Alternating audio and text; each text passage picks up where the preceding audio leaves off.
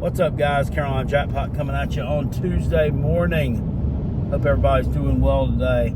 I am climbing the mountain to Asheville, North Carolina. I'm going up Interstate 26 right now from the upstate. You ask, now why are you doing that, Jackpot? What are you doing out there? Well, I'm headed up to Asheville. I have to go service a couple of Target stores today. So the backstory to that is I work down in the upstate distributing the Ups potato chips. Well, the guy that I work for, he owns the right to distribute Dots pretzels. And that is something that is actually not owned by Utz. Utz doesn't manufacture it.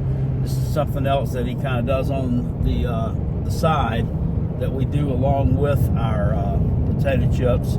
We put them in Publix and we put them in Target and Lowe's Foods. We did put them in Walmart too, but Walmart started getting them from their warehouse. At any rate, the guy that owns the Utz routes in the western North Carolina area was doing the Dots pretzels here, and then he kind of stopped doing them for whatever reason. I'm not really sure. Had something to do with equipment, but so they called on us to come service them. I came up here on Saturday and I serviced 4 Publix stores, but I couldn't do the Targets because they don't receive vendors on Saturdays. So I'm coming back up today to finish the job. Anyway, the purpose of this video is I wanted to talk about, and this is one where it's going to be very interactive. As you know, this channel is kind of anti-formulaic. We don't always, it's not cookie cutter here. Don't do things the way that everybody else does. Focus is not always going to be on me. Right now I'm turning the focus on you guys, and especially the comment section, because that's the only way that you have to communicate with me right now, other than sending an email to kl8670@aol.com. But the comment section will suffice for this.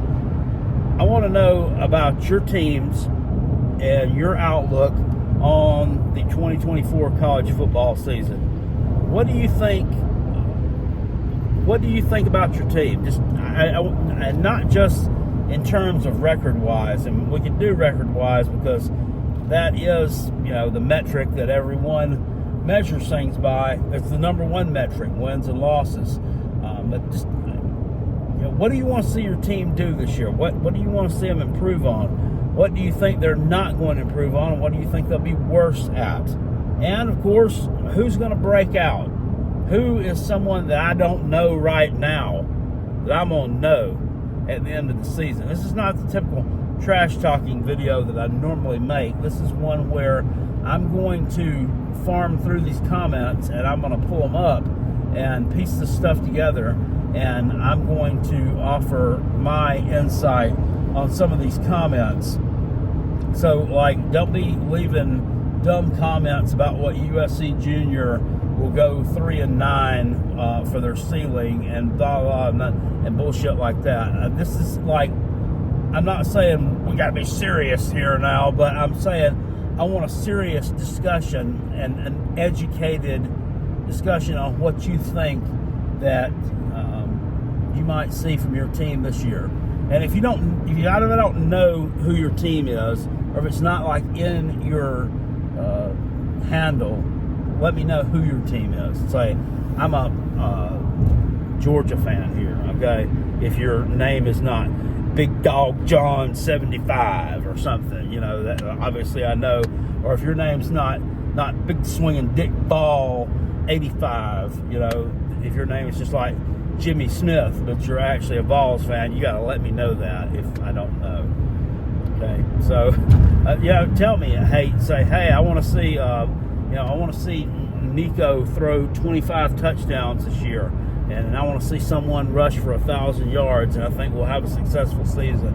Or you can tell me, I think our wins this year are against Clemson and everybody else, and I think we might slip up on the road at Texas or Ole Miss if you're a Georgia fan. So Let me know that down in the comment section below. But I do have some other content coming.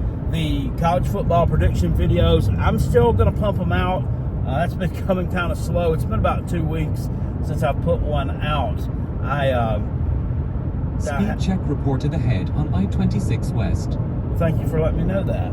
I have been kind of busy, but at the same time, just haven't felt like doing them for the past few days to a week. So I'm going to get back into that.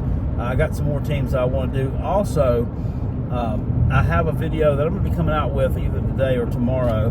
Now, I'm working on doing some research for, and I'm just dropping a little spoiler alert here. And I know you guys will like it. I read an article that I saw on Facebook.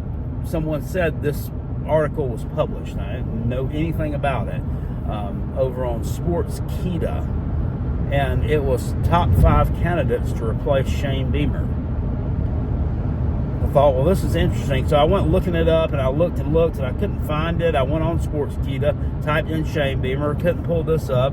Finally, after doing a Google search, I was able to find this article, and the reason why is because it's buried down the Google search because it was published on last November, at the very end of the season.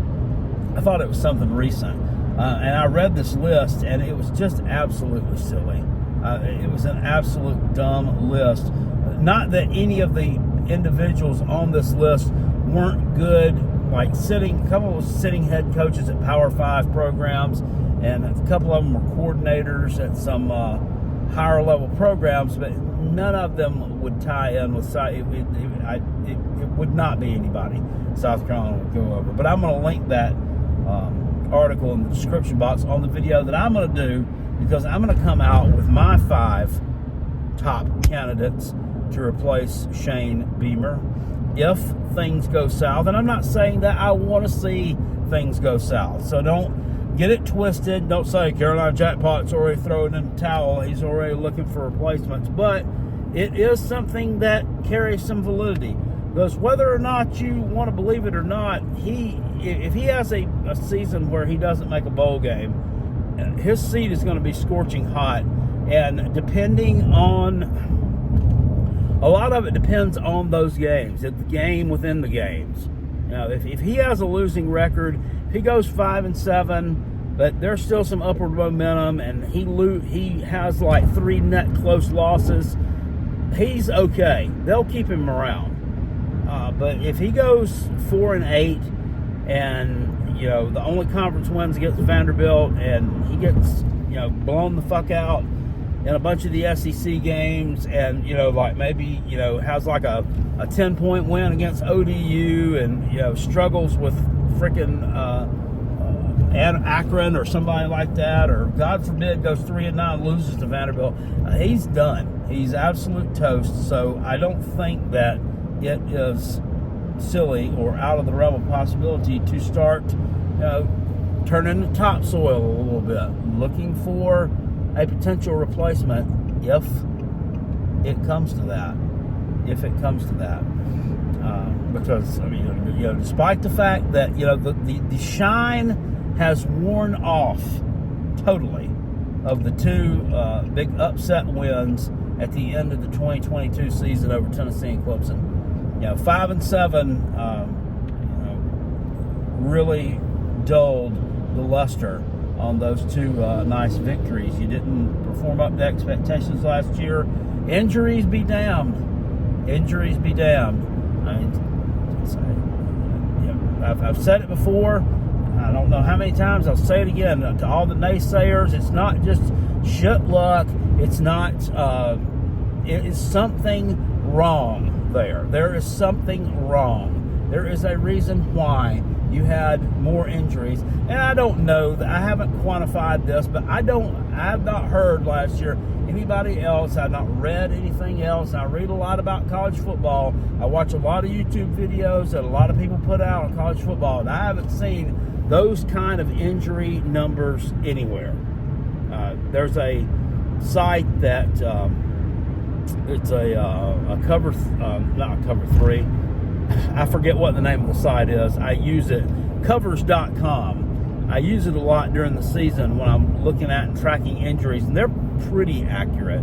Well, it's not totally up to date, but it keeps you from having to go to a 24/7 site or whatever for each one of these teams and try to individually look at injuries, because you'd be there all day doing that. And a lot of us just don't have all day to do. But they do a pretty good job over on covers.com of the roster and injuries and who's probable and who's definitely out. I really wish that we would start seeing total transparency. I wish these coaches, and something had been mentioned about that earlier in the off season, that they may possibly force these college coaches into transparency with the roster for the game that coming Saturday or that coming weekend, and kind of like the NFL does in terms of who's out and who's not going to be there. There's not going to be these flip-flopping around and these questions like